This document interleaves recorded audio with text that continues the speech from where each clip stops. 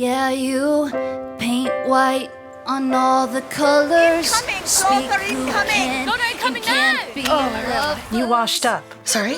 Welcome to the island of discarded women, my friend. I used to be somebody. Are you that woman on the radio? Your island job is peladora de papas. Sorry, what? Potato peeler, 87% match for your skills. Okay, that's not... Anyway, what is the second best match then? Host of the Island Podcast. Are you kidding me?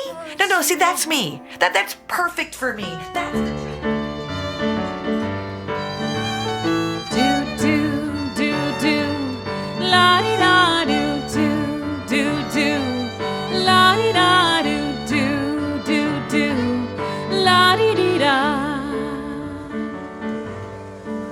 Oh, Paula, thank you so much for answering my call for help. Always happy to help. You know, we got this letter. We got this really, official letter from the administration, okay? Hey. Warning us that this island, our island, is in violation of their anti-DEI policies. Oh, Because only women wash up. yeah. And they say in the letter very explicitly, men get discarded too, you know. So we must rename the island of America, and start accepting men wash-ups within the next week, or we'll be forced to evacuate the island. The island of America? Yeah, right. I thought they were saving that for Greenland. Yeah. They should. I think they were. Okay, so what do we do, Paul? I mean, do we stand firm? Do we just ignore this? I mean, you know Washington. I thought, I know who I'll ask. I'm going to ask Paula Poundstone. I found Paula Poundstone, the first female comedian to perform at the White House Correspondents' Dinner. Yeah. She was also a commentator covering the 1992 presidential election for The Tonight Show with Jay Leno. Mm-hmm. She can be seen on stage across the country, heard on public radio, and listened to on her own podcast. See? Yeah. See? Yeah. Hold on, just What? to be What? clear, that's a lava lamp that's speaking. Is Yes. that correct? Yes, that's Mary the Lava Lamp. She's our virtual assistant on the island. It's nice to meet you, Mary. I'm sorry, I didn't understand the question. Yeah, she needs to, it needs to be in the form of a question. She has to detect a question. Is it nice to meet you, Mary? Yes, nice to meet you is a grammatically correct way to greet someone when meeting them for the first time. Kind of an overshare, isn't Yeah, she? she can be, yeah. So this letter, this All letter. right, let me see the letter. Okay, here it is. Dear Island of Misfit Women? Wait, Misfit Women? I know. They always get us confused. Discarded women, misfit toys, the island of misfit toys. I mean, I don't know, women, toys, the Stand same back, thing. I'm gonna shoot you with jelly. I found the Island of Misfit Toys Yeah. from the animated special Rudolph the Red-Nosed Reindeer. Right, that's where it's a from. place where toys that are different or have imperfections are sent.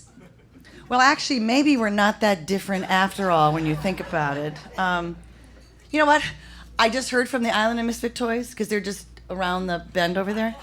And they've been getting these huge shipments of used dolls since Trump announced that only 2 doll mandate thing years ago, Yes, or months ago, or whatever every it was. kid in America must give up 28 of their dolls. Right, exactly. So they got piles of Barbie dolls and G.I. Joes and Sesame Street puppets. Oh my God, they said the Sesame Street puppets. They got tons of those because, right now, Sesame Street is so subversive, right? Remember last year when Elmo asked everyone on Twitter how they were doing? Oh, right. And thousands replied, Right. Not good, buddy, Yeah. not good. No, and people, they were sharing deeply personal stories, weren't they? I think Yes. Oscar the Grouch should ask this time. Oh, that's a good idea. How's everyone feeling? Like shit, Oscar. Yeah, like shit. Did Oscar. you mean Oscar Wilde, known for his wit and flamboyant personality? No, Mary. We're talking about Oscar the Grouch, who lives in a trash can. Don't we all feel like we're living in a trash can right now? Yeah. I do. What's his song? Oscar has a song. Yeah, he has right? a song. I found Best Song, awarded at the 2025 Oscars, El Mal, from Emilia Perez. Okay, thank you, Mary. But Mary, we are talking about Oscar the Grouch. Okay, you know what? This is weird. I mean, she's not connecting with anything that I'm saying about Oscar the Grouch from Sesame Street. She's not that helpful. No, I mean, usually this would trigger. No, because they probably scrubbed all Sesame Street references from AI. What? Wait a minute, can they do that? Can they do that? Are you kidding me? If they can convince everyone that RFK Jr. is the healthy science guy, they can do anything. That's true. You're right on that. And you know what? I think I know the song. I think I know Oscar's songs. It's like, I love trash. Anything dirty or dingy or dusty. Anything ragged or rotten or rusty. I love trash. See, some people know it. They know it out there. See, Mr. President, why don't you give up on the YMCA song and start blasting that at your bill signings? Yeah, that'd be more appropriate. But, no. I don't think Oscar the Grouch would give him the rights. Did you mean Oscar Mayer Winners, founded in 1883 as a small sausage-making company? Mary, seriously, we are talking about Oscar the Grouch from Sesame Street. See, scrubbed. I think it's scrubbed. I think she's In scrubbed. 1936, Yeah. for an advertising campaign, Oscar Mayer Wienermobile was created. Now that's a car you could sell at the White House. Yeah, A Wienermobile. yeah, that's right. That's a good idea. Did you know they just recently had the first Wienermobile 500? Right, Mary? On May 23rd, 6 Oscar Mayer Wienermobile gathered at the Indianapolis Motor Speedway to participate in the first ever Oscar Mayer Weenie 500. They called it the Weenie 500? They called it the Weenie 500. And remember when Trump went to Daytona? Like in last February or something, he drove around the track in his motorcade of black SUVs. Missed opportunity to drive around in the Weenie 500, I think. The Right, right. Wienermobile, now 27 feet long, made its first appearance in 1936 as a 13-foot-long metal hot dog on wheels with an open cockpit, so the driver could be seen sticking out of the top of the hot dog. Oh. By 1940, a glass enclosure was added to better protect the driver. Oh.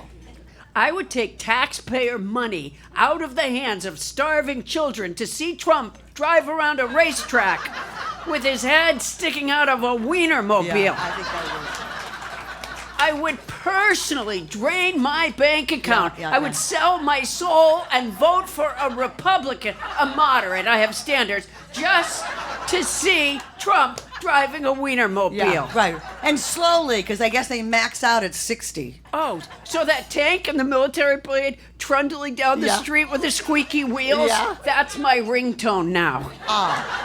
That's perfect, Paula. It's perfect. Drives my cats nuts, but they'll get over it, Yeah. as Mitch McConnell says. Yeah, right. They'll get over it, he says. Right, we're going to get over it. Yeah, just get over it. Get over it. Yeah, we'll get over it. We're going to get over Medicaid and SNAP cuts to millions of already working families. Right. Right. We'll get over the loss of clean energy incentives because there's no reason for clean energy. Say the billionaires making money off of climate fuel disasters. Right. We'll get over getting tax breaks on gun silencers because guns are so loud. And when they go bang, they hurt the ears of the shooter. We'll get over mysterious cuts to already approved funding for public schools because all kids really need to learn is the Bible. Right. And there's one for sale for $59.99. Yep. Autographed. By God? He thinks he is. Yeah. Okay, we'll get over a humongous budget increase for ICE. So people entering this country and playing by the rules can be kidnapped by masked men in full camo and sent to concentration camps in Florida swamps because doesn't that sound funny? That's so funny. Isn't that funny? Let's do that. That's hilarious. We'll get over the Medicaid funding boost only for Alaska Yep. that Lisa Murkowski insisted on in order to save her yes vote. Yes, right. Correction. Oh. The Medicaid funding boost for Alaska was removed. The Senate parliamentarian determined that this provision did not comply with the chamber's rules, and it was removed from the bill. Okay. But Mary, Murkowski did force a carve-out for Alaskans for requiring state matching funds to cover SNAP benefits. That is correct. Yes. This provision was amended in order to gain the support of Senator Lisa Murkowski of Alaska. Yeah. Well, as Joni Ernst says, we're all gonna die anyway. So just get over it. Yep. I don't know. Really hard to shake the image of Trump slowly driving down Constitution Avenue with his head sticking out of a squeaky-wheeled Wienermobile. Yeah, it's true. Maybe with a high school marching band following him, playing the Oscar Mayer Wiener song. I found, I'd love to be an Oscar Mayer Wiener. That is what I truly like to be. 'Cause if I were an Oscar Mayer Wiener, everyone would be in love with me. Second verse. Oh, I'm glad I'm not an Oscar Mayer Wiener. That is what I never want to be. 'Cause if I were an Oscar Mayer Wiener, there would soon be nothing left of me. Woohoo! Good job. A lot of people knew that. I bet they sing that song as Grace at the White House. Okay, that's it. I've made a decision. We're gonna defy the order from Washington. Oh, good. And we're gonna stand firm like women all around the world are doing. All of them. All these women are doing these amazing things. Mexico's fearless president, Claudia Sheinbaum, Oh, yes. sent a group of first responders to help with the search and rescue mission in Texas. Yes. She gets bullied and threatened by this administration all the time. Right? Did you say this administration pus? That was. I meant to say. Yeah, that was accurate. That was medically accurate. I meant to say pustfully. An ooze that Yes. carries There's an bacteria oozing. from the body. Yeah, there's an oozing, right. But she gets all that, the pus-filledness, and she still sends help because that's what true compassion means. Right? Right. And when the U.S. Treasury Department sanctioned 3 Mexican financial institutions for money laundering concerns, Sheinbaum challenged them to send actual proof with conclusive evidence, reminding them that the relationship with the United States is one of equals, not of subordination. Exactly. And then, what did she say, Mary? No somos la piñata de nadie. Translating, we're nobody's piñata. No, yeah, right. And when Denmark's Prime Minister Mette Frederiksen, she declared what, Mary? Grönland tillhör grönlänningarna. Translating, Greenland belongs to the Greenlanders. Yes. And right here in this country, we got that iconic call to arms by Janet Mills, the governor of Maine. See you in court. Yes. Which for Trump might as well have been in Danish. Yeah. Vi ses i graten. Or Spanish. Nos vemos en la corte. You know what, Paula? We have a movement on this island. WW Shush. When women show up, shit happens. I could not find WW Shush. here we go. Please check your spelling and try again. Okay, Mary, we've gone over this a million times. It's an acronym. Okay, it's an acronym for when women show up, shit happens. Sign me up. Okay, so let's do it, okay? We're gonna show up, right? We're gonna show up and we're gonna make some good shit happen, right? Right? WW Shush. WW Shush. WW Shush. WW Shush. Oh, I'd love to be an Oscar Mayer Wiener. That is what I truly like to be. 'Cause if I were an Oscar Mayer Wiener, everyone would be in love with me. So here's what we're gonna do. We're gonna fill up a Wienermobile with Sesame Street puppets and send it to the White House as a gift. Okay. With a very lovely card from all of us on the island of discarded women. If any of us decide to leave this island, it will be our choice, not yours. So get over it. Oh, I'm glad I'm not an Oscar Mayer Wiener. That is what I never want to be. 'Cause if I were an Oscar Mayer Wiener, there would soon be nothing left of me. WWW Shush. Thank you, Paula Poundstone. Thank you, Silvia Pontaza. Thank you. Thank you, everybody, for singing along and joining in. Really appreciate it. Okay, now please welcome our amazing musicians Amanda Grace and Tiffany Strande.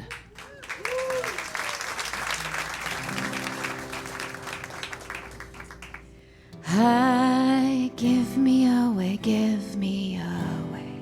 Hi, give me away, give me away. Well, can I walk with dignity as my ancestors did? Can I stand strong and believe in myself? Can I be humble and real with each step? Can I be a parent and not lose my mind in it? Can I lead them out if I don't want to leave the house? Can I stand tall if I shouldn't compare myself? Can I have a love and a calling too? Could it be a type of love that sings its own tune? Can I be every little thing that everyone else needs? Can I be every little thing that everyone else needs? Evenly I give me away. I give me away, give me away. Well, can I make a change in this place where I stay? Can I share my stories in a way that they'll remember me? Can I be a beacon when I can't see my own way? Can I love when they don't have the same faith? Can I find a prophet when they've all been killed? Can I fix the broken systems I've helped fulfill? Or can I stop this rage when I'm pissed with all I've paid? Can I steal back time and enjoy what I've made? Can I be every little thing that everyone else needs? Can I be every little thing that everyone else needs? Evenly I give me away. I give me away, give me away.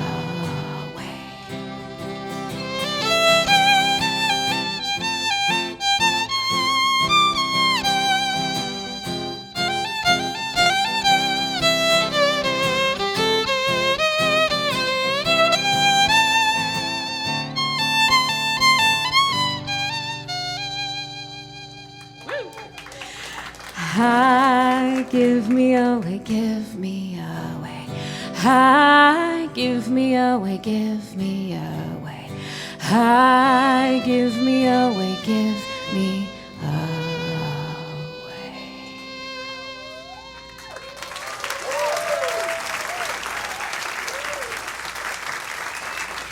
Thank you, Amanda. Thank you, Tiffany. It was just terrific. So, Amanda, this song, tell me about this song. Tell me the impetus for this song. Well, when I wrote it, I just kept thinking, well, that's the best life we can live, right? I mean, we take what's good in us and what we can do and give it to others. And if that's just one small thing, it's making waves. Yeah, love it, love it. Now, Tiffany, you played with the Rochester Symphony for years. That's right. Yep. Yeah. 16 years. I've played violin since I was 4 years old. Wow, wow. I can't really remember a time before playing violin. And actually, you're also a member of the Med City Roller Derby team. What?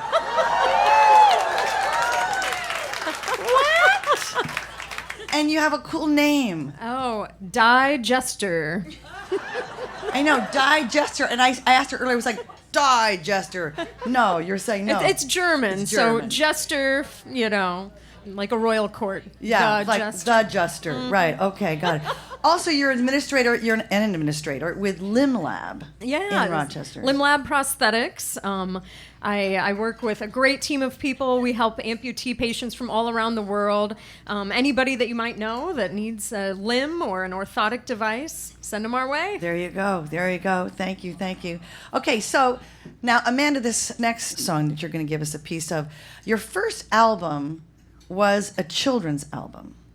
which wasn't really planned, but you wrote the song first, and it was inspired by a nephew that you had that died of leukemia when he was 8.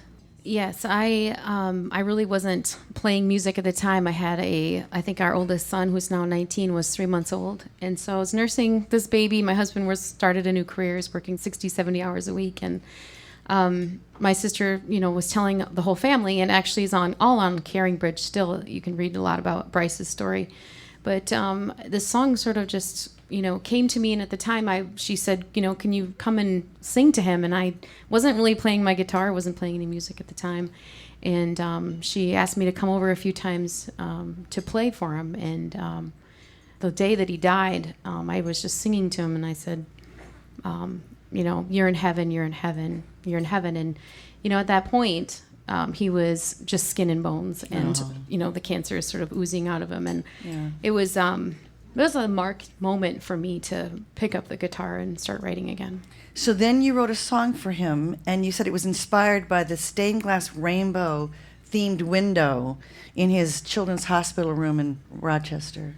Yes, it's called Rainbow Skies. It's the thought that those kids, they don't get to go home, but every day they look out this beautiful stained glass. Yeah, this mirror, and it sort of just dropped on me. Yeah, she's going to give us a piece of that song right now on the piano. She's going to move to the piano. I met a man who said, "Stop your worrying. Whether it's a good day or bad day, it doesn't matter in the end.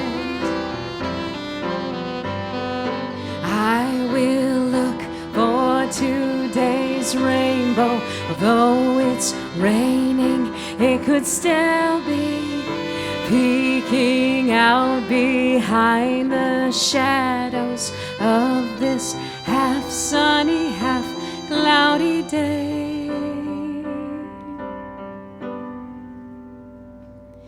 And I know you're right to say that things will get me down, but I choose to view every day of my life through the clouds. I'll look for rainbow skies.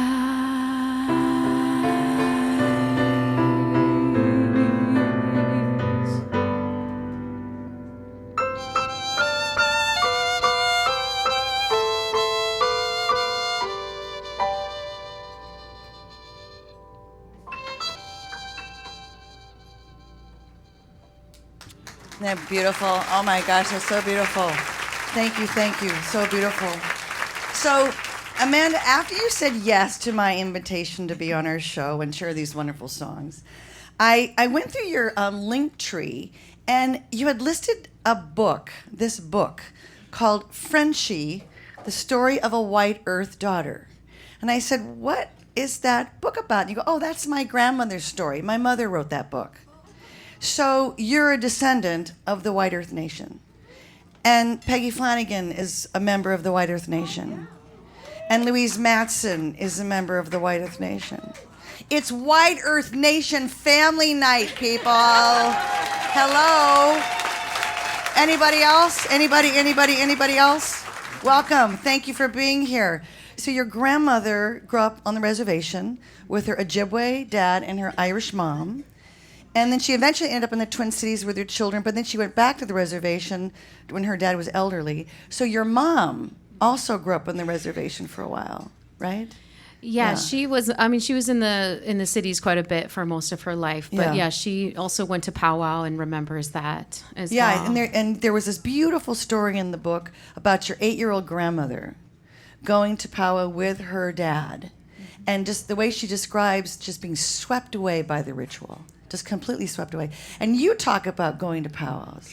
Yes, my parents were. I was in Bemidji at the time in high school, and they made a point to make sure that we made it over to Cass Lake to go. And when my two older kiddos were younger, we tried to make it to the Dakota Gathering. I'm not sure what's all going on with that, but that's just an important thing, just getting to be able to participate in the drum circle. Yeah. And they can see, all the artistry and their beadwork and just experience it. They were captivated. Exactly. Right, and to see that young. Yeah. Right, that's part of their heritage. Okay, this next song that you're going to sing, it's called Love Yourself. And you were telling me that your boys were experiencing some bullying at school. And tell me about that. Yeah, I mean, I think they're kind of quiet about it. I think it's different being a boy that's bullied because you're supposed to be strong and you're supposed to, take it. Yeah. And but it does affect them, and little boys also have this expectation of them that's not fair either. So, I wrote this for my boys. So you were telling me when we were talking on the phone earlier, she was telling me this beautiful quote: "When there is no sun, sunflowers look to each other." Which I thought was lovely. So here's Love Yourself, Amanda and Tiffany.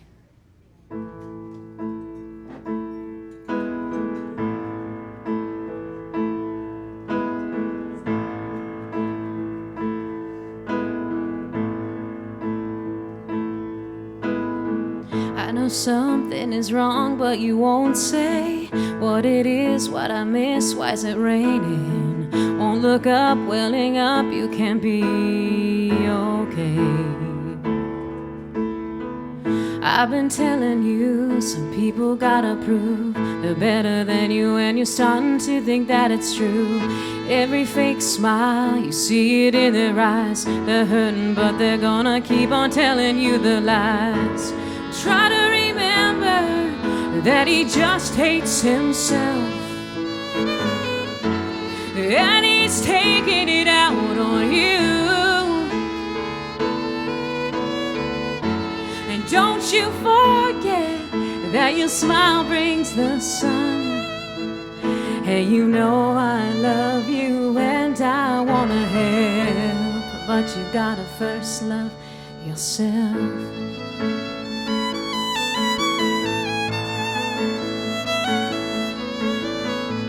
I know someday you'll look back and you'll see that some goodness came from this pain, taking out all the broken things like a string.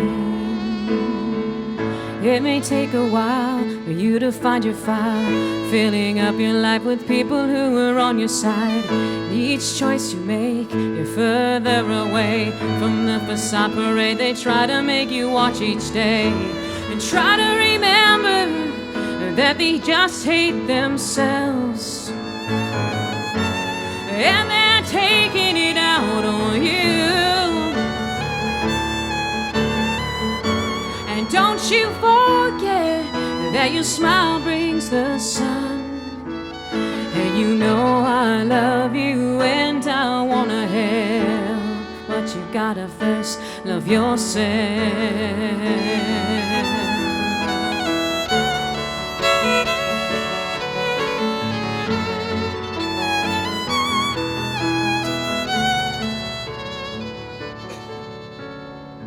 Believe me, I wouldn't lie about this. And try to remember that you do love yourself, and stop taking it out on you. And you are a force of a light and of love, as long as you're standing in your truth. And don't you forget that your smile brings the sun. And I love you and I wanna help. Yes, I love you and I'm here to help, but you gotta first love yourself.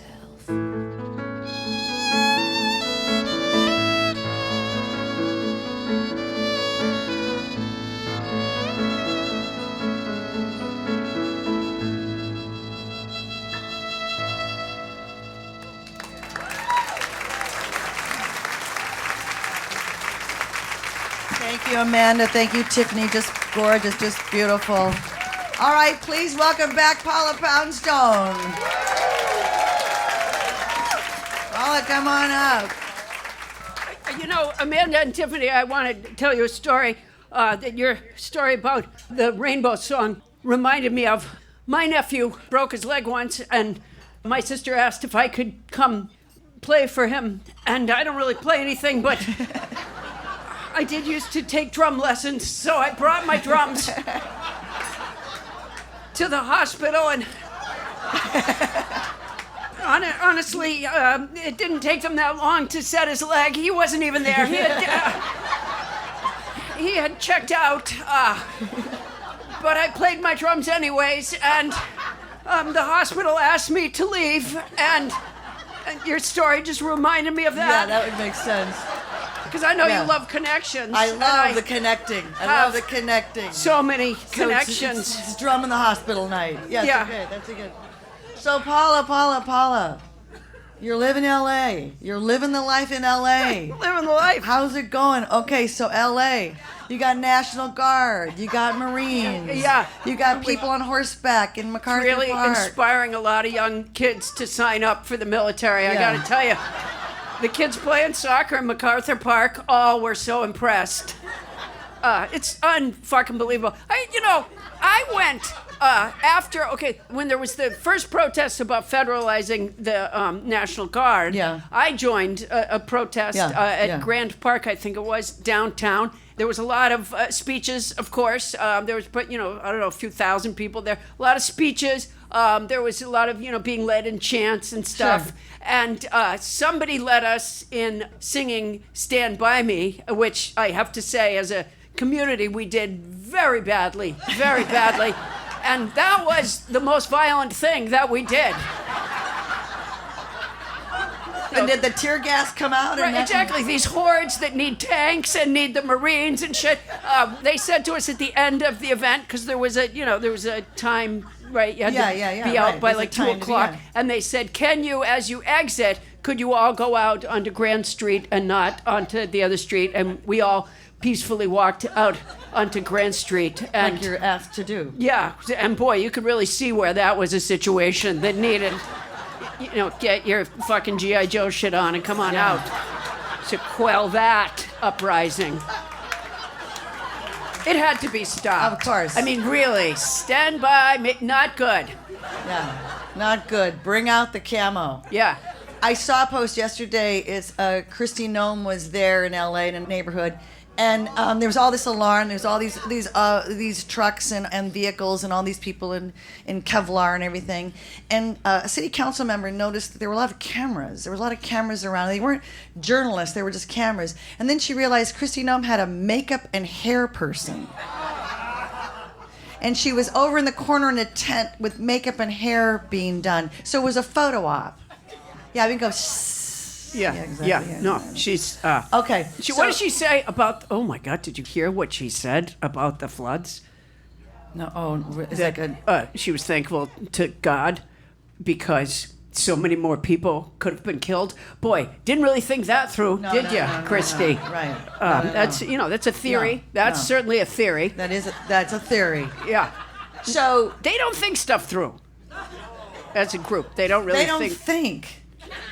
Yeah, I don't think the thinking is no, happening. There's not a lot I don't think of the thinking is happening. Yeah. So speaking of protesting. Okay, wait, I have to tell you one more thing. Now, Please. I didn't write this. Somebody saw it on Twitter, and I wish I could remember who to attribute it to. But somebody posted on Twitter, someone left the hate out in the rain.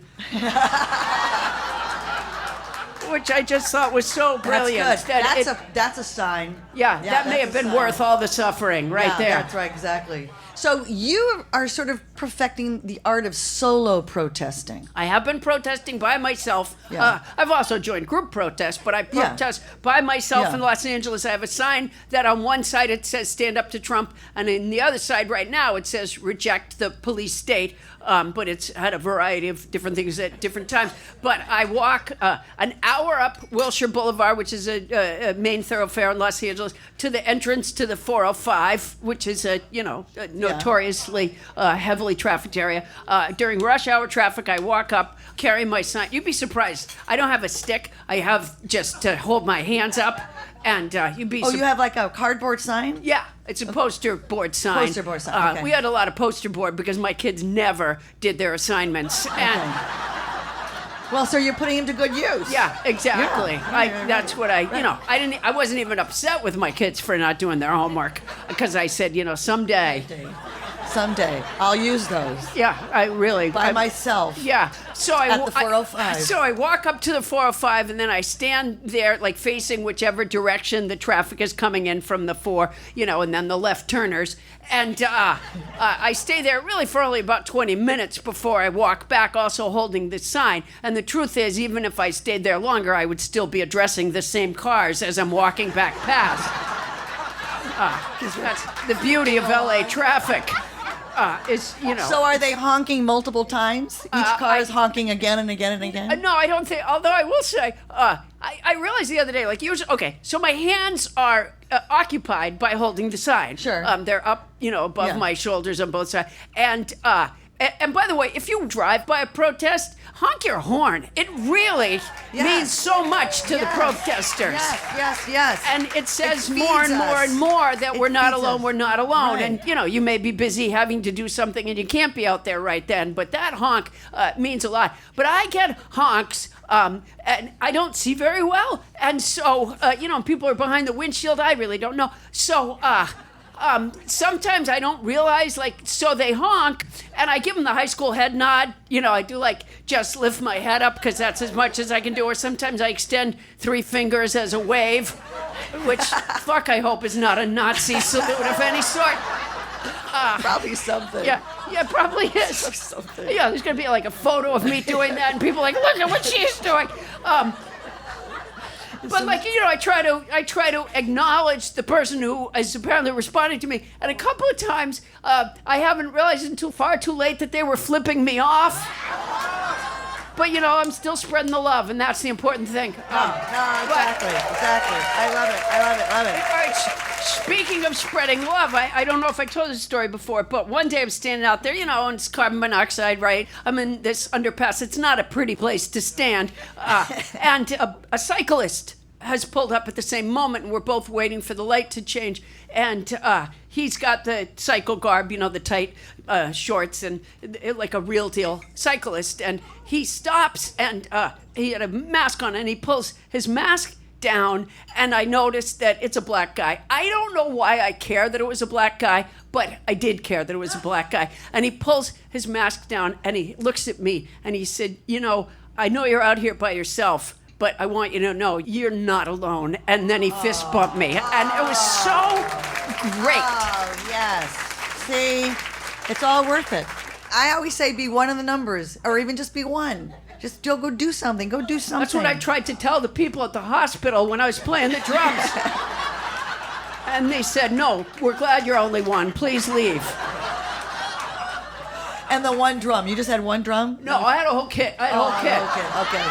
Hi-hat. That takes a while crash, to kind of cymbal. set up. It took me a while to break it down. Yeah, break it down. Yeah, they got Karen Bass to come in and tell me to get the fuck out. And let me tell you something. When Mayor Karen Bass tells you to leave, by God, you leave. Exactly. Rachel Maddow's been highlighting all the protests around the country, right? Well, she hasn't mentioned me. I think she should. It's romper room all over again. They never said my name. She's only doing it because people are sending in video. Oh. So please, will somebody who is ever listening to this podcast, once it gets mixed and edited and gets out, will someone please take a It's edited? video? Wait, the Yeah, we podcast edit is it. edited? We edit this. So there's a possibility that this won't be on? No, it'll be in. Because I'm the editor. So anyway. So will it sound like none of us were here? Yeah. It will sound like we are all here times 10. No, always what I'm thought saying is Moby someone Dick- needs to take your video of you. No, seriously. There is no video. Seriously. I know. It's me by myself. That's why What you're am I, not on- fucking Christy Nome? What do you think? I'm out there with a camera crew and my stand-up to But Trump that's sign. why you're not on Rachel Maddow, because she needs video. It's television. Hello? She needs television. Oh, it's television. Yeah. Right? As opposed. It's not. It's not is live it edited? theater. Is it edited television? I don't know. I have a theory that Moby Dick was edited by Herman Melville's father.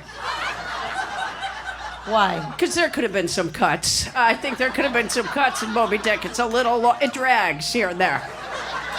And I think it was his dad going, "No, it's great, son. I wouldn't cut a word." You like connections, right? You I'm like connecting. connections. I know. I'm connecting. Sue loves it when things connect. I know. I just saw the Herman Melville house. You just saw the house? Yeah. What do you mean, the in Melville Lennox, house? Outside Lennox, Massachusetts. In Massachusetts, Yeah. that's the western side of the state. There's no ocean there. When you read the book, you think there's a man of the sea. There's a man Well, who he said wasn't that. in the sea when he wrote it. No. He was in a lovely little meadow, and it's now a museum. Okay. Anyway, And you went there? You went to that museum? yeah. And what'd you do? You looked at Melville's stuff? No, we actually. Oh, there's his quill. Look there. We didn't have time. How long do you stand and look at Melville's quill, knowing that there are docents watching you? Right? We actually didn't take the tour because we were on the way to the airport. We didn't have time. So we ended up spending an hour talking to the woman at the gift shop, who is also a guide, and she knew everything. So I kept asking her questions, and my friend that was with me was going, "So what about this? Oh, well, there's this and this and this." And we got a $30 tour for free. Wow, you was wrenched terrific. $30 out of the Melville Museum? He bought a book, though. He bought a book. Yeah. He bought a book. What'd he buy? He bought Billy Budd. Oh, is that another? Is it another book. seafaring book? Yeah. Yeah. The guy knows nothing about the sea. It's the western part of the state. He had died, and people forgot about I remember him. when he died, I went to And the they forgot hospital about with my kazoo, and I just improvised. Oh, I your just, kazoo. I Oh, just now you had a improvised. kazoo? Yeah, I had a kazoo. I You just didn't say improvised about the on kazoo earlier. So it's yeah. a drum and a kazoo? No, for him, I just used the kazoo. Oh. And, For Herman Melville? And they asked, he died. And they asked me to leave. Okay. When was the kazoo created? I didn't realize it was that old. It was Back invented. then, it was just a toilet paper roll with your lips. With your lips, like humming and it, vibrating. Vibrate your lips. That's the key to the kazoo, Yeah. is just lip vibration. Let me tell you something. That's something Republicans know about. Had to be said. It had to be It had said. to be said. Had to be Had to be said. said. Had to be said. So, Paula Poundstone has dropped this hint in my head a couple of years ago. You posted about seeing one of those teeth flossing things. Oh, yeah. Those teeth flossing things All with over the little the place. Yeah, the thing. And you posted a picture and it was like on a parking lot or something. Yeah. And you were like, "Well, what the hell happened here?" Yeah. Like Some- you just, that's it. I'm Right. done with flossing. And Somebody was out. Somebody felt the need, sort of vanity-wise. They were like, maybe I have broccoli in my teeth, right? They Yeah. might have come from a salad or having a lunch out, and they felt the need, vanity-wise, Yeah. to take out their flosser publicly. Yeah. Right, because out in a parking lot. They parking lot. flossed on one of those stupid plastic things, right? Yeah. So more plastic in the world, but couldn't even make their way. The flossing was so rigorous, so exhausting, that they could not even make their way to a trash can and just had to throw it on the ground. Do you not see those flossing things all over the place? What the bloody I see hell? them everywhere now. Everywhere. At the wooded path around Cedar Lake. in a Oh, yeah. in No, in that's in a big- hotel that's a lobby big in flossing Atlanta, spot now. And several There's an parking app. lots. There's an At the app where they Herman show you where to Melville floss. Museum. Were they at the Melville Museum? Yeah, in the parking lot. Yeah. I sent you that picture. I didn't realize that see- was from it's the like, Melville Museum. Damn you, Paula Poundstone. I see them everywhere. Yeah. And it still makes me think, you're right. What the hell? You're flossing on the wooded path around Cedar Lake, and then Yeah. you're just gonna, that's it, I'm gonna throw it on the ground. Yeah, I'm done just with wait, that a little now. piece of something in my teeth there. I got to take out this plastic flossing. First of all, who can't just take the string? Why do you need the plastic thing? It's I so used those frustrating. one time and it got stuck. And I'm like this. And I'm like, oh God, I can't get it. And I'm bleeding. And I'm telling my husband, get a scissor. Get a scissor. And he goes, I'm not going to put a scissor in your mouth. And I'm like, it's bleeding. It's bleeding. I couldn't get, I think it was stuck. It was stuck under a crown or something. I remember that. This is a true story. Yeah. Where's my husband? Is this not a true story? Yeah. So finally he's like, I'm not putting a scissor in. And I'm like, get the scissor. No. So I ended up cutting it. I did not cut my tongue. No, and I she just cut worked it. a big it was- I had slice to heal. into her gum, and she I was know. hospitalized. Do you remember when And I then I came took- to the hospital with my bagpipes? I just played the bagpipes for you, and And I I had think no that was idea so you played the bagpipes. healing. Yeah, I know, did. it's Well, not amazing. well. I was just learning at the time. No, it was good. But- It was decent. Yeah, I played It was the decent. Danny Boy for you while you were healing, and I don't know if I told you why I didn't come back in the room. They asked me to leave. The hospital asked me to leave. And then you realize I wasn't even there. I was just gone. And Yeah, you it had was just- long since. Yeah. Yeah, I think it- you Well, slipped it'd been out through the weeks. window. It had healed. Yeah, exactly. All right. You have a cat that she rescued. Well, not from a tree, but No. 294 days ago. And you've been tracking this on Twitter, and you call it the Larry experience. Yeah. So tell us about Larry. Today's day 294 of the Larry experience. I had gone to the animal shelter looking for a kitten. I have 10 cats right now, but at my peak I had 16. I like cats. And fuck you, J.D. Vance, I like cats. There. Now, one of my cats would vote for you anyways, but... So I had never brought home an adult cat before. I mean, they've grown to be adults, but I just didn't think an adult cat would merge well with the pack, so I never had. So they were showing me kittens on the top shelf of cages at the animal shelter that I went to, but they were showing another lady some adult cats, and they open a cage on the bottom shelf of cages, and out waddles the largest cat I have ever seen in my life. Yeah. And he's not a Maine Coon. He's just fat. Yeah. All right, long story short, which honestly I've never done before, but Try. yeah, it's sort of You don't have exciting. to try, just try a No, little because bit. you do the editing, so none of this will be in there. I actually had left and gone home, and I couldn't stop thinking about that cat. So I called, and they said he was still there, and I drove back, and they brought him out to me. Now, they usually, if you go to an animal shelter and you get like a cat, they'll give it to you in a cardboard box, usually, that's designed for this purpose, so the top part turns into a handle, right? Yeah. And then it's, I don't know, it's probably about, I don't know, a couple feet long, maybe a couple feet tall, and maybe, a little less than a couple feet wide. But it has holes all around the side and little animated cat drawings on the outside, sure. right? And so they bring it out to me, holding it from the bottom. And I named him Larry, by the way, and there was fur coming out of every hole in that box. Larry was wearing it like it came from Lululemon.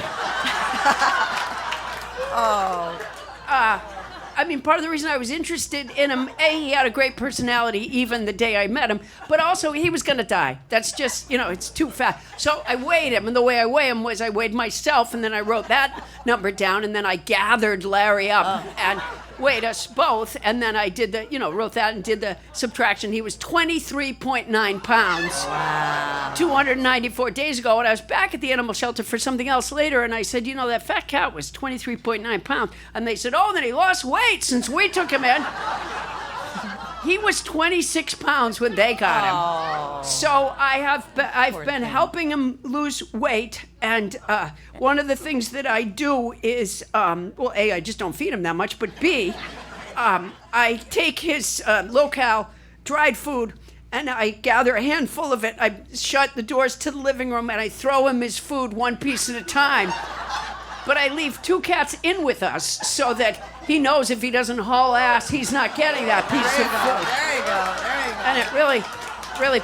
But she's posting video. She's been all this 294 days worth of this transformation of this cat and watching him run after every little morsel of food. Chasing his food. Just and he has lost. How much weight has he lost? Well, he's 11 pounds now. The sad part of the story that I may not have told you is that our cumulative weight has remained the same. I doubt that. I had the risotto here tonight, and I had someone throw it one piece at a time. She did. Thank you for doing that. She did. No, but the thing is, it's very inspiring, actually, because you're watching Larry, and you're watching him getting skinnier and skinnier, but he's also gaining all this energy. Yeah. And there's this sense of joy. And I'm thinking, I feel like I'm Larry right now. I feel like I'm trying to run for every little morsel of something that feeds me. Are we trying to do that? Right? Yeah. Aren't we? Aren't we just like, throw me something, I'll go get it. So thank you. It's behind the box. Paula, thank you for bringing us Larry into our lives, because we all feel like Larry right now. Thank you, Paula Poundstone. Thank you. Thank you, Paula Poundstone. Thank you so much. Thank you, Paula. Thank you.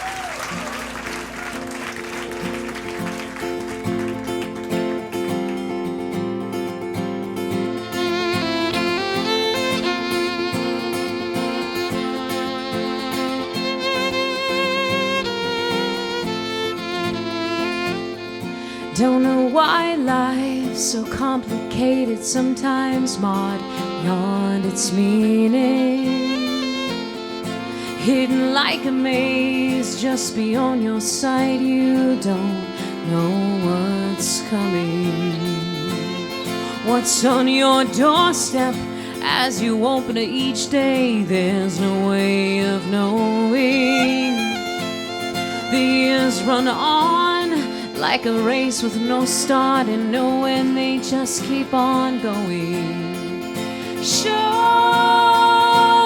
me yourself. Show me some goodness.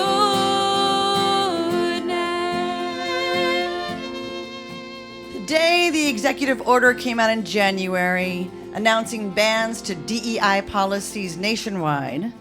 Marriott CEO Anthony Capuano was conflicted about how to respond. He met with his leadership team and they decided to just pause on making a decision right away. Capuano then flew to Los Angeles for a very large hotel industry conference. And once he got there, he was, of course, inundated with questions from the press. What was Marriott going to do about the DEI bans? So, rather than wait, Capuano decided to speak up. He said, and I'm quoting, "Marriott has been around for almost a century. Political winds blow all over the place, particularly when we operate in 150 countries. But there are some fundamental truths for this company that have guided us for those 98 years. We welcome all to our hotels, and we create opportunities for all. And that is who we are as a company, and that will never change." Yes. So Capuano then goes back to his hotel that night, just hoping and praying he said the right thing. Within 24 hours, he had received 40,000 emails from Marriott associates worldwide, all saying thank you. Many expressing their deep appreciation to work for a company like Marriott. Marriott International remains strongly committed to its DEI policies as a non-negotiable pillar of its operations and culture.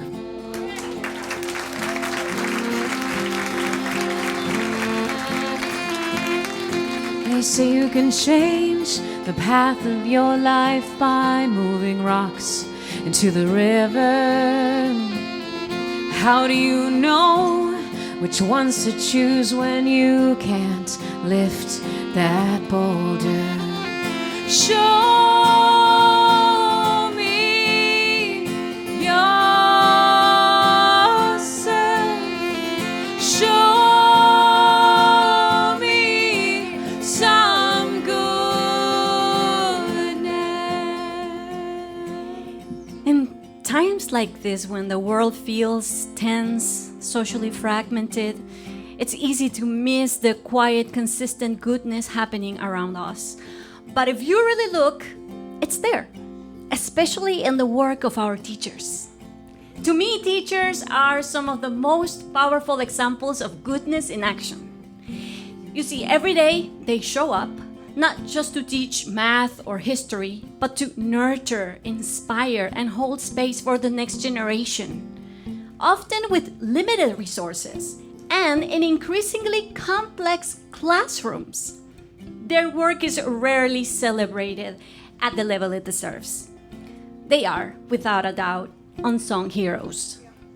Take, for example, Mr. Dwayne Reed, a teacher from Chicago. You might know him as the teacher who welcomed his students with an original rap. It was a video that went viral. But beyond the headlines, Mr. Reed is deeply committed to building meaningful connections with his students. He uses music, poetry, and humor not just to teach, but to create a sense of belonging and trust. He often says, if you can't reach them, you can't teach them. His classroom isn't just a place for learning. It's a place where kids feel seen and valued. Besides teaching, Mr. Reed has become a teacher coach, delivering motivational talks to teachers around the country, inviting them to be that teacher. So when I think of goodness in the world right now, I think of people like Mr. Reed and the thousands of teachers like him who quietly fight for the future one child at a time.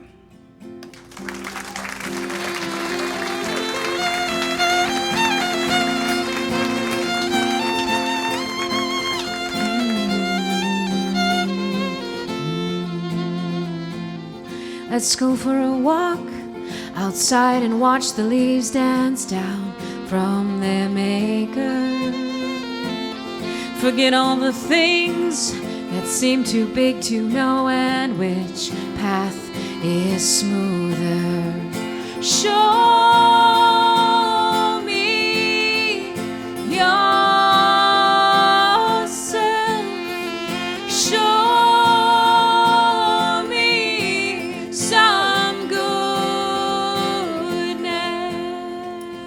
the horrific flooding in Texas on July 4th. So far, over 120 have died. 27 of these were young girls and counselors from the Camp Mystic summer camp. Overall, 173 are still missing. The Guadalupe River has flooded badly before. Installing better warning systems has been considered and debated, but never implemented because of cost. I'm sure this disaster will spur many new discussions about safety. But there are heroes in this tragedy. The teenage counselor who broke windows in the flooding cabin to help her girls swim out to safety through neck-high water. The older Minnesota couple vacationing in a campground near Kerrville who got word at 4:45 a.m. about the rising floodwaters and drove around in their vehicles honking loudly to alert the others in the park. One family knows for certain that honking woke them up to help them get out in time. Then there was the young Coast Guard rescue swimmer on his very first mission, who is being touted as a hero for helping to save 165 campers, some as young as 8. He became the face of these rescues, but when he's interviewed, he insists that it was just part of a team, part of this Black Hawk helicopter team that was sent to make these rescues happen. But see, here's the thing. It was decided that he would remain on the ground, helping to carry the girls, sometimes 2 at a time, to the waiting helicopter. Without him in the helicopter, they figured there'd be more room to evacuate more girls. And with his EMT training, he could provide any triage that might be needed on the ground. He talks about how terrified the girls were while they were waiting for the next helicopter run. But he also talks about how brave they were. They were cold, they were wet, they were either barefoot or with one shoe, and very, very worried about their friends. And he reassured them that the best thing that they could do for them and their friends would be to get on the helicopter to safety. And when the girls asked if they could take their stuffed animals with them, he said, "Sure, that's a hero." Show me yourself. Show me some goodness. Show me yourself. Show me some goodness.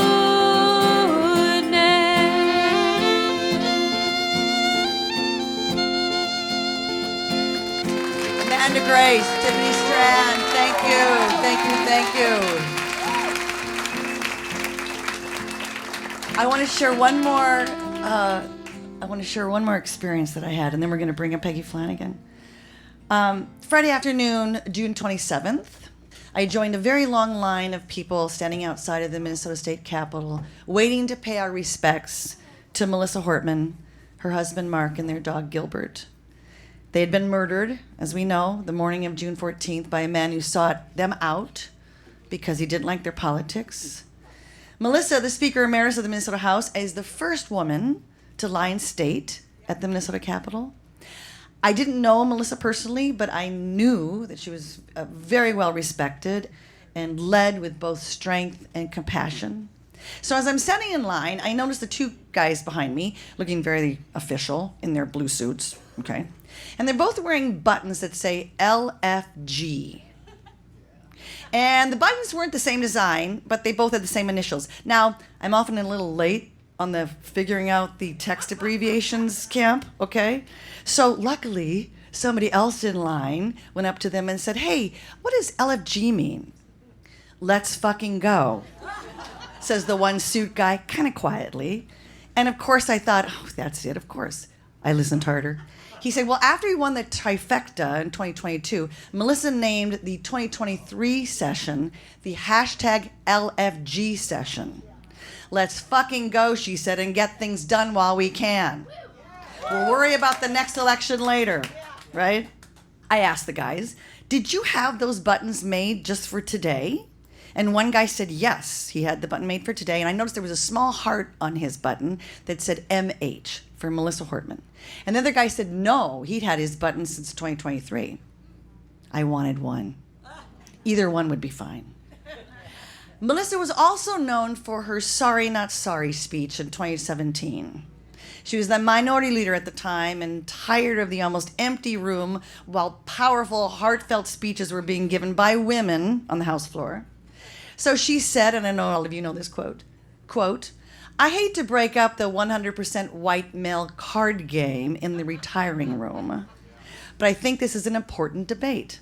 Republicans were enraged by this comment, and one asked Hortman, "You must apologize to the members that you just called out."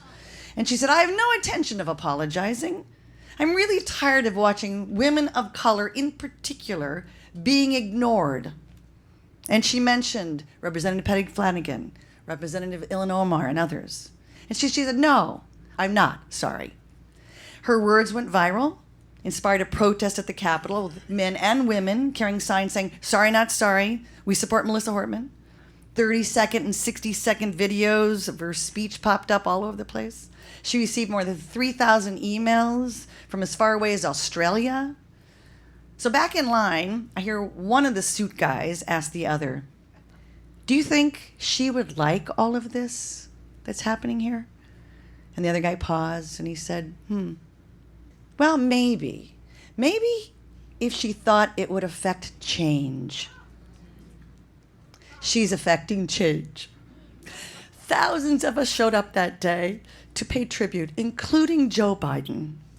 And Joe and Kamala were at the funeral the next day. She is affecting big change. And now it's up to us to keep it alive. Thank you, Melissa. Let's fucking go. Let's do it.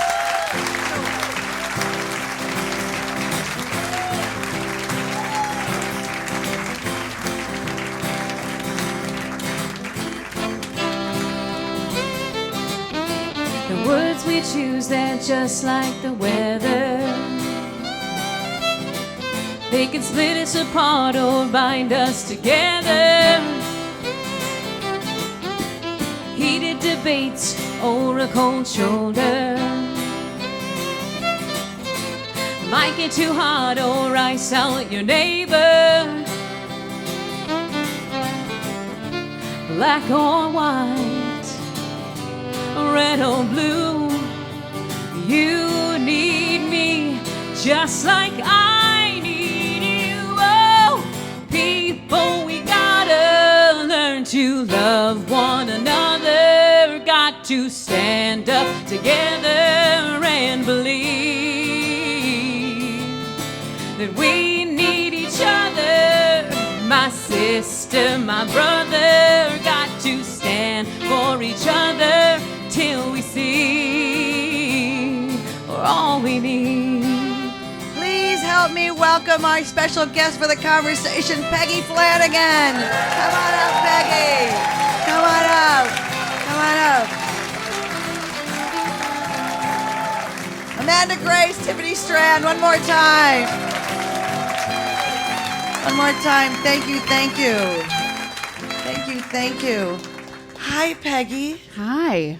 Well, thank you for coming. Thank you for everybody for coming. And thank you for bringing your wonderful guest that you brought with you tonight. Absolutely. I'm happy to be here at White Earth Ladies Night I on know. Island of Discarded Women. Yeah. Who knew? I mean, seriously, I asked her to be in the show. And then later, I'm like, hey, what's this book all about? She goes, oh, yeah, this is my grandmother. She grew up in the White Earth Nation. I'm like, really? Oh. And yes, I love finding the connections, but I hadn't made the connection ahead of time. So don't you love when that happens? I do. Nice work. It was divine intervention, I think. Look how cute you are. Oh, thanks. Super cute. I love all the Thank pink. you. Hey, I have kind of pink on. You do, and I was. pink on. It's very, and I mean this in the best way possible. Okay. It's so Stevie Nicks. Like I expected you to sort of like turn around at the microphone, which I would have been completely into. I should have. I love it Because this thing. It's so good. Like I'm Yeah. flying or something? I've never met a pattern I don't like, so you're well, killing there it. you go. I love Okay, it. All right, Yep. thank you. Thank you very much. Okay, so for our podcast listeners as well, I'm just going to do a quick little bio of you. Sure. Okay. So you are currently the Lieutenant Governor of Minnesota. Yes. Now running for Senate. As we said earlier, you're a citizen of the White Earth Nation. You were the youngest member elected to the Minneapolis School Board and the first Native person to be elected. You worked with Paul Wellstone. Yes, yes. And you went on to serve as a trainer for Wellstone Action. You were the executive director of the Children's Defense Fund Minnesota. Yeah. You were elected as state representative in 2015 for my district, 46A. And Larry Kraft from 46A is here tonight, our current rep. Hey, Larry, thanks for coming. And you became Minnesota's lieutenant governor in 2019, serving with Governor Tim Walz. And you are now campaigning to be our next U.S. Senator. All true. Yes. And you've been endorsed by Al Franken and Elizabeth Warren and Deb Haaland and who else? Keith Ellison. Keith Ellison, of course. Keith Ellison. Yes, Julie yes, yes. Blaha and Yes. Larry Kraft. Larry so Kraft. that's exciting. And over 4 dozen state and local officials across the state. Yeah. Yeah. So you were one of the people Melissa Hortman was talking about when she said, I am sick of people, the white guys, not listening to these impassioned speeches by these women, especially women of color. But you were one of those, you were in the House at the time. I was. Yeah. Absolutely. It was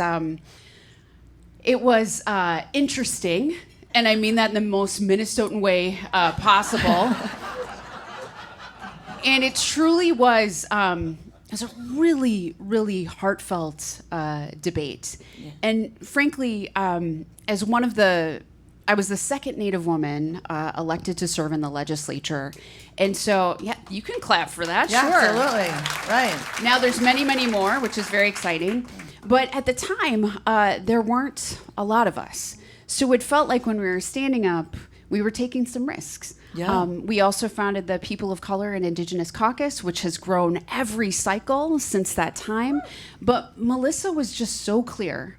And she got up, and I saw her like sort of just like stand up and was like, rolled her eyes and just went for it.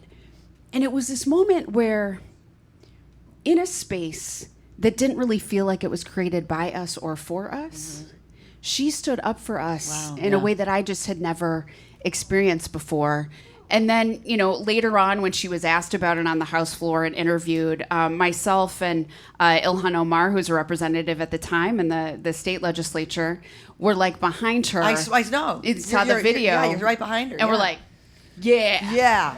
What she said. That's what's up. And so, but it was this moment where I was like, oh, she has our back. Yeah. And is unflinching. No. And we had her back. And no, of course. Yes, and she continued to have our back. And the way that we honor her is to continue to do this work. Yes. How is this, and I know you've talked about this online as well, but how are you doing with all this? I think what's so hard is that the news cycle moves on. Right. And we don't. Right. I think the grief of this moment, but along with the grief of that big bullshit bill that was passed last week, and as you said, the floods in Texas, like it all feels really heavy. Right. But what I also know, and I'm very clear about, the intent of this man was to make us afraid. Yes. And was terror. Yes. And my husband answering the door at 4 a.m. and my daughter asking what was going on. Yeah. Oof. It's so heavy. And this tragedy would be compounded if what it does is prevent good people and good women in particular from taking on leadership roles or running for office. And I know as women, and I will just say this, as Native women, as women from White Earth, as the women who are in this room, resiliency is in our bones. Right, sure. And we do things every day that we are afraid to do. Right. But it is the only way forward, especially in this moment. So I'm going to step out there. I'm going to take risks and encourage the rest of you to do the same, because that is how we honor Melissa and Mark and Gilbert. Yes, absolutely, absolutely. Amen, amen, amen. You talk about being raised in a household of women. Being a DFLer was in your DNA. Your grandmother was involved in creating the DFL party, which wasn't fashionable for women to do at the time, right? And then she moved to D.C. to work for Hubert Humphrey. Yeah, in his 1968 campaign. She did, and then my mom, when she graduated from high school, she followed, and she worked in CBS during the day, and like just delivered mail and kind of did whatever needed to be done, and then she went to the campaign and worked there at night. So my daughter's favorite stuffed animal is named Humphrey. Oh, sweet. Yeah. Well, you were talking about how you're 3 years old and trick-or-treating and also doing like lit drops. Yeah, so my Auntie Mary ran for the Minnesota legislature in St. Louis Park when it was not sort of the progressive bastion that it is now. And she ran as an out lesbian, which people are like, there's no way. Yeah. Wow. And she ran against Phyllis McQuaid. Mary Hartman is her name. Some of you may know her, and there may be a like, oh, Mary Hartman is your auntie? I know Mary. Right. But she ran, and I was decked out in all my campaign gear, and I didn't. At 3 years old. At 3 years old. Yeah. And all of the campaign gear. That's that tiny, like little onesies and stuff like that. That's right. It was actually like a size small T-shirt that looked like a dress. You could cinch it. Sure. Well, there you go. That's true. But so as we go trick or treating, I brought campaign lit to give to the people on the doors that I was asking for candy. I think that's from. a brilliant idea. Yeah. I would actually prefer that than the kids with all the, the pillowcases. They don't even look at you. You go, could you just look at me, kid? Could you just look at me? I'm giving you something for free. Could you just look at? You don't have to smile. You don't have to say thank you. You don't have to say trick or treat. Could you just look at me? No, okay. They just look inside, then they go and they leave. Not all. Too many though. Okay. Anyway, you have been very open about growing up in Section 8 housing and going to school with a different colored lunch ticket and utilizing medical assistance and SNAP benefits. You were telling me this, which I thought was fascinating. You were saying you would hear people talking about, even when you're in the legislature, about these people. We need to help these people, or these people. And you're like, I'm one of these people. Mm-hmm. I know these people. Mm-hmm. How are you doing with this big, ugly bill and the cuts to Medicaid? I mean, not that this feels personal, but does it feel like you've been there? I mean, it feels incredibly personal. Yeah. So, I exist because of these public programs, not in spite of them. My mom moved us to the community of St. Louis Park when I was just a baby. And she chose St. Louis Park because she knew we'd have access to good schools and an incredible community.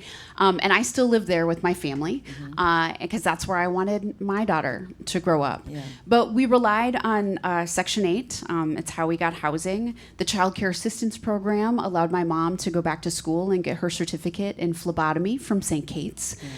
SNAP is what kept food on the table and free and reduced price lunch.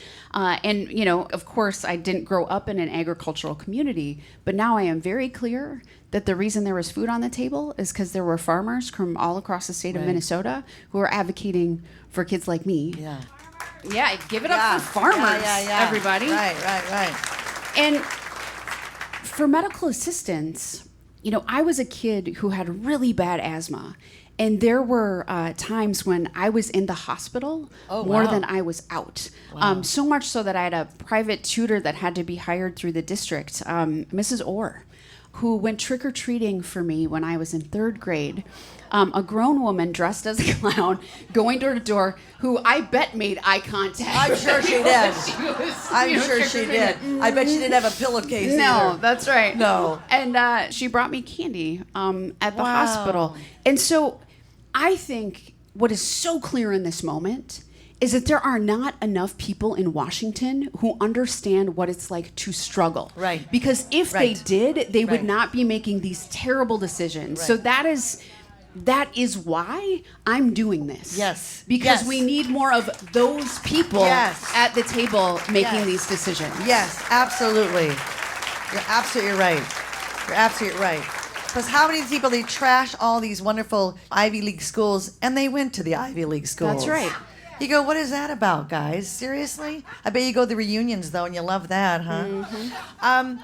You were talking about that you didn't feel smart in school. And you said you got into college because of your stellar personality.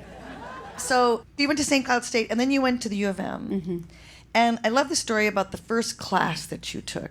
Tell us that story. Sure. So the first class that I walked into was Intro to American Indian Studies. And I walked in, and I was in a classroom full of other Native students. And the professor at the front of the classroom, Professor Brenda Child of the Red Lake Nation, looked just like me. And it was the first time that I had a teacher who looked like me. Yeah. Everything changed. Suddenly, I was like, oh, education is not about me. Yeah. It is about what I get to learn to then give back to the community, which was a completely different frame. I became a sponge. I took graduate level coursework for fun. Wow. And it changed my entire trajectory, my entire life. Yeah. And she actually is the one who helped me get my first grown-up job at the Division of Indian Work, where Louise Matson was my boss. Yes, right, exactly. Okay, so your dad was Marvin Moneypenny, and he's a White Earth member and a Native activist, very strong Native activist. But you didn't grow up with your dad. Right. But your mom kept you connected with the Native side of your family. So you're about to graduate from college, and you see an article about an Anishinaabe gallery that your dad is running, and you write him a letter. Yeah. And then what happens? So it was really something. I saw, the Star Tribune article with a picture of my dad. And you haven't seen him basically... Since I was like 7. Okay. Yeah, so it had been a very long time. And I thought, well, this feels like a good time to check in. Yeah. And I sent him a letter, and I sent him a photo, and I just was like, this is what I'm doing. I am graduating with a degree in child development and American Indian Studies. And if you want to know me, here's the invitation. And you sent a photo. And I sent a photo. Yeah. I did like college graduation photos. Well. It was very like Felicity. Like the show. It was a whole thing, and I had a With the wind choker. machine It was and a lot. okay. So maybe I'll share one of those on a Throwback Thursday on Instagram. So stay tuned. I think you should. Yeah. Well, now you have to. With coffee bean lipstick, whatever. It's a whole thing. Very Funny. 90s. Yeah. But 2 days later, the phone rings. Wow. And I answer, and I hear him on the other end of the line. He goes, "Peg?" And I was like, "Yes." He's like, "It's your dad." And I was like, "Hi." Yeah, right. And we ended up talking for 2.5 hours. Wow.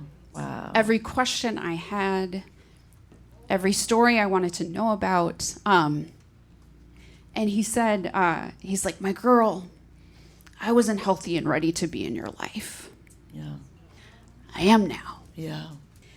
And so I had the great fortune of being able to reconnect with my dad, go out for dinner with my parents for the first time in my life. Well, you were telling me the story about when you want to go meet him in person, and your mom wanted to go too, and you're like, okay. Or when you go up to Detroit Lakes, and you're in the back seat, and they're in the front seat, and you're what, early 20s at this point? Yeah, I was 21. And you're thinking like, there's my parents. But you hadn't grown up with that. That's right. I was in the back seat Yeah. with my parents in the front. And it seems so normal. Totally, in a red Buick. Yeah. Buicks are the only good cars, according to Marvin Moneypenny. And I was like sitting in the back, and I was like, these two people really loved each other. Wow. You could tell they were together for 9 years, and I got to see that. And then we went out to dinner. I can't even tell you where we went. It was unremarkable. But what was remarkable is how easily the conversation flowed. And then I remember that night, my dad came back to our hotel and was just visiting. And I started falling asleep. Oh, right. And the thing that I heard my dad say as I was falling asleep was, "Look, our baby's falling asleep." Wow. And then I was out. Yeah. And Yeah. I'm really lucky that I got the beauty of both of my parents in my life, and that doesn't always happen for people who don't grow up with one of their parents. Right. But I am absolutely the child of Pat Flanagan, who grew up on the Humphrey for President campaign, who taught me what it meant to be a DFLer and Irish and Catholic, which really for her was all the same thing. And with my dad, who was fist in the air, who said, "My girl, you want to change the system from the inside out, and I want to burn it down. We need both." Yes. And that's what you get Yes. right here. Yes. That's me. Yes. Yes. Bravo. Speaking of trying to change the system from within, there was another spark that happened to you in college. You started working for Paul Wellstone. Mm-hmm. And you said you drove by a campaign office, and it was like, oh, stop in, and you started like stuffing envelopes, and it was like the coolest thing like ever. Exactly. It was like so exciting. I walked in, and there were like 7 people who said, "Hey, are you here to volunteer? Welcome." And I was like, "Yes, sure, yes. What do you need help? I'm happy to help." And it truly, for 2 hours with complete strangers from all across the state, sitting at this table, stuffing envelopes, which we don't do a lot of anymore. But at the time, No, we send texts. I'm sorry. I know. I hear ya. Yeah. But it was incredible. And then I kept going back every day. Yeah. And just really got bit by the bug. And when we lost Paul and Sheila, I remember, it was the incredible Fritz Mondale stepped up to run in his place. Right. And I remember sitting next to Bill Mondale in the back campaign office, and we're hand making signs with, and we had marker all over our arms because there wasn't enough time to make more signs to print them out. And I looked around the room and I was like, this is what I'm supposed to do for the rest of my life. And I never thought that meant run for office, ever. But I thought there needs to be more Native people, more young people who are engaged in politics, and I want to try to figure this out. And I was very lucky that Jeff Blodgett, who is Paul's campaign manager, Dan Kramer, who is the deputy campaign manager, Pam Costain, Paku Hing, all these people took me under their wing, and I got to grow up on that campaign and then into the legacy of Wellstone Action. Yes. You told about a dream you had about Paul Wellstone. So after he died? Yeah, after Paul died, and I know many of us remember that feeling. And then after we lost the election, just even getting out of bed felt like a lot of work. And I would just say what we experienced with Melissa and Mark is very reminiscent of how that time felt in that moment. Yes. But I remember I had a dream, and I was in a gymnasium, and Senator Wellstone was sitting under one of those, the peanut sign where Lucy is sitting there, and it's psychiatric help, 5 cents or whatever. And Paul was sitting there, just sitting, at the desk, and I was like, what do we do? What are we supposed to do? And he was like, just keep going, just keep moving forward. And that shaped your life. It sure did. Yeah, it sure did. That we couldn't just stay stuck. Right. We had to keep going, and we had to keep doing just the next good thing, which is all that is required of us. Which is what you keep doing. That's what I try to do. That's what you keep doing. So you end up working for Wellstone Action, as you said, and you're a camp trainer, and Tim Waltz is one of your campers. Yeah. And you were talking about he's a veteran, he's a coach, he's a teacher. Who the heck is this guy? Yeah, he walked in jeans and a T-shirt. And he's like, I'm Tim Walz, and I want to run the 1st Congressional District. And we were like, as a Democrat? He was like, yeah. Seriously? And we're like, okay, come on in. Yeah. Good luck. Right? Yeah, like, who's this guy? And then at the end of the camp, it was like, who's this guy? And I knocked on doors in Mankato in a place where I didn't live because I was like, I really like this guy. Yeah. Turns out it was a good bet. Yes. Worked out for me. And worked out for all of us. Yes. So that's a fun story to tell. I was like, yes, Tim Walz was my camper at Camp Wellstone. And then in 2017, you're in the Minnesota House, and you're considering a run for Congress. And Tim Walz calls you and says he wants to talk to you about some of his potential choices for a running mate if he ran for governor. Mm-hmm. Yeah, so he was like, I'd love to come in and visit with you, just talk to you a little bit about, policies, the campaign. I was like, sure. So we're in my official office at the state office building, and we're talking about paid family leave, childcare, all of the things that I love about economic security for families. And he was like, I also want to talk to you about who I'm going to pick for my running mate. And I was like, oh, that's great. I'm like, I have some ideas. I'm like, I have a list. And he's like, well, there's one name on my list. And I was like, who is it? And he was like, it's you. And I was like, no, shut up. Who is it? And he was like, no, it's you. I was like, well, so now this conversation has turned explicitly political. We can't have it here in the state office building. You have to go. And he was like, what? And I was like, I'll think about this and I'll call you later. You have to go.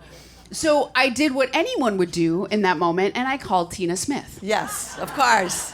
And I was like, of course. I have to tell you something off the record. What am I going to do? And she's like, well, tomorrow morning, I'm going to put on a pot of coffee. You're going to come over. Yeah. We're going to take a walk around the lake.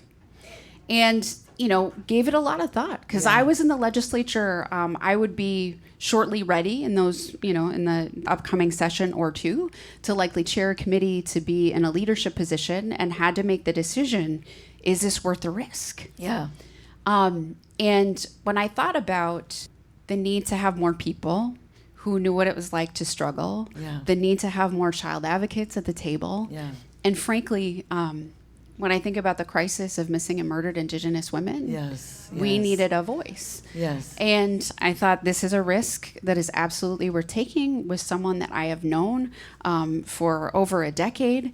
And we did it. Yeah, you did it. You did it. Twice. Speaking of missing and murdered Indigenous women, you talk about being a bridge builder, and that's one of your strengths.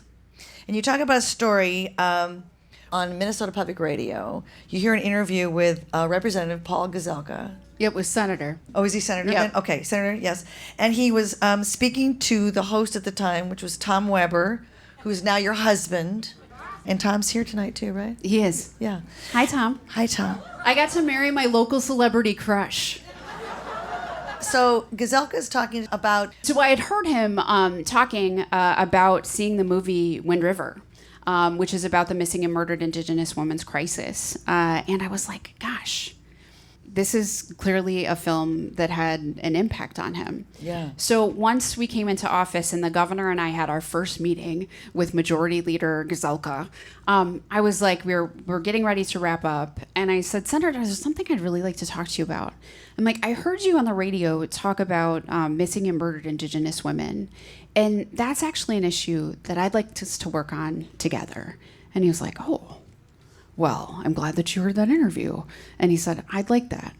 And so as we went through that first term and that first session, at the end of negotiations, as things tend to go, as little tense back and forth, spreadsheets across the table to each other, he kept coming back, and there was sort of the final negotiation. We're going through the spreadsheet, and he's like, that missing and murdered Indigenous women's task force, that's important to the lieutenant governor. That's going to stay in. And so when we then had the signing ceremony, it was bipartisan. There was law enforcement, there were community members, there were survivors, and there were families who've been impacted by the crisis all together. And when we think about things that can give us hope, that should be something that is always nonpartisan, bipartisan, opportunities for us to work together. And, Paul Gazelka and I do not agree on a lot of things. Right. But that was our common ground, and that was our opportunity. And I remain forever grateful to him for that very specific thing we did together. Yes, but talk about bridge building. I mean, do you see bridge building happening if you're elected and you get to Washington? Do you see possibilities for bridge building in this atmosphere that we're in? So I'm a light-skinned Native woman named Peggy Flanagan. I've had to build bridges my entire life. Of course. And so, when I was at Children's Defense Fund, one of the things that some of my DFL friends would get upset about is when I would ask Republicans to author our bills. And I sure heard it from some people you really know and like. I said, listen, 2 years, a biennium, in the life of a child is a really long time. We can't wait to make sure that we have better birth outcomes for incarcerated mothers and their babies. That is something we have to work on right now. And when I think about, the work that we've been able to do in the first several, terms that we had before we achieved the trifecta, there was opportunity for common ground. We passed the first increase in the Minnesota Family Investment Program, TANF, in a bipartisan, in a divided legislature, because of those abilities to build relationships. I am not giving up hope, and I don't think you should either. And even though there is a co-equal branch of government that has forgotten they are a co-equal branch of government, I think sometimes they just need a little bit of reminding. I am an organizer at heart. I know how to power map. I know how to connect with people and find that common ground, even if it's hard. Yeah. And that is exactly what people have expectations for us to do. Now, that doesn't mean that we're going to compromise and give away the things that we care about. Right now, I think Democrats too often fight to a draw or decide like, gosh, what do we think we can win? Let's do that. Right. Instead of what is that big vision of like that a $15 minimum wage should be the floor. It's really great that Congress negotiated lowering the cost of 10 prescription drugs for folks on Medicare. And my question is, why not all of them? Yes, exactly. Right? Exactly. And I think that is the moment that we find ourselves in. So there's two things that we can do, right? Which is to have that big, bold vision and then build those points of connect to find those things. Yes. Because I think right now in this country, there are we're not going to agree on everything. Yeah. But the thing that we can agree on in this moment is that it is literally all of us versus extremist billionaires. Right. And I'm betting on us. All of us. Yes, absolutely. Absolutely. You're traveling around the state right now doing what you're calling kitchen table conversations. Yeah, that's right. And you posted some of these pictures of some of these events. And outside the events, there's like a poster board, and then there's like a title at the top. It might say, "What worries you?" or "What gives you hope?" And then there's Post-its. Like hundreds of Post-its all over it. And what are they saying? And you're saying people are telling some very deeply personal stories. Absolutely. So we have had these kitchen table conversations all across the state, and they're like less town hall with scripted questions and more like well-stone action training with flip chart paper all over the walls, Post-it notes, markers, because that's the environment in which I feel best. But people are talking about really, really personal things. Yeah. Like, had I not lived in Minnesota when I had a miscarriage, I might have died. Oh, right. I'm recently released from incarceration. I have been able to rebuild my life here in Minnesota. Wow. My child is finally getting the mental health care that they need. Wow. I'm worried that's going to go away. Yes. And so I have the privilege of traveling all across the state as people are sharing these things, and I get to hold it for them. Yeah. Right? And the things then that give people hope, they say, young people, right? Going to church, watching my child perform on stage, going to the food shelf, so many of these things, just being here in community, which I think is one of the most powerful things that we can do in this moment. Totally. And so and necessary. Absolutely. And needed. We need this to thrive. Absolutely. Yeah. And, there are, of course, a lot of DFLers, Democrats who come to these events, but there certainly are a lot of people who are like, I've never been to anything political in my life, but I'm super freaked out. Yes. And we're like, come on in. Yes. And I will share just a quick story, which is a guy who came in. He's like, my name's Russ, and I work for the post office. And I'm worried about the Postal Service and if I'm going to have a job or not. So I thought I'd come here. This was in Moorhead. And then at the end of the conversation, we had like 110 people. He came up and he was like, hey, I signed up to volunteer. I'm really good at going door to door. And we were like, come on in, Russ. Right? There's a role for everybody. And then no matter what ends up happening at the end of every one of these conversations is people say, I'm going to the Tesla protest. I am going to the next school board meeting. I will be at the No Kings rally. And so people are signing up for these next organizing opportunities, which is what this should be about. What we are doing too often is that we engage in electoral strip mining, where we go to communities right before the election, tell them how important they are, and then we never see them again, versus what are we building together now for 2026? Yes, because we're going to win.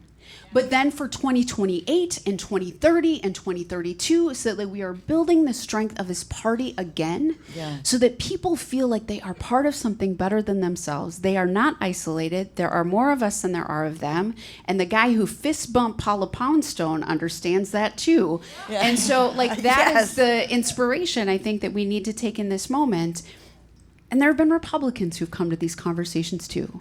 A former state senator who came, who was a Republican, was like, I bet you're surprised to see me here. And I was like, well, a little. And they said, I'm not here to cause trouble. And I was like, we'll be okay if you were. Like, I could handle it. But they said, I'm glad that you're just here to listen. Oh. Nobody's listening to us. Yeah, see, Peggy, that is powerful. That is so powerful. Is that powerful? If you were elected, you would be the first Native American woman to serve in the Senate. Yeah. I want to close by asking you to share your Anishinaabe name. Absolutely. My name is Gijiwewadamokwe, and it means speaks in a loud and clear voice woman. And I'm also part of the Wolf Clan, and the role of our clan is to ensure we're not leaving anyone behind, which is why I'm running for the United States Senate. Thank you, Peggy, for speaking in a very loud and beautifully clear voice, and we can't wait to see what you're going to do for all of us in Minnesota. Peggy Flanagan, everybody. Jimmy Bitch, thank you. Thank you, thank you. Thank you, Peggy.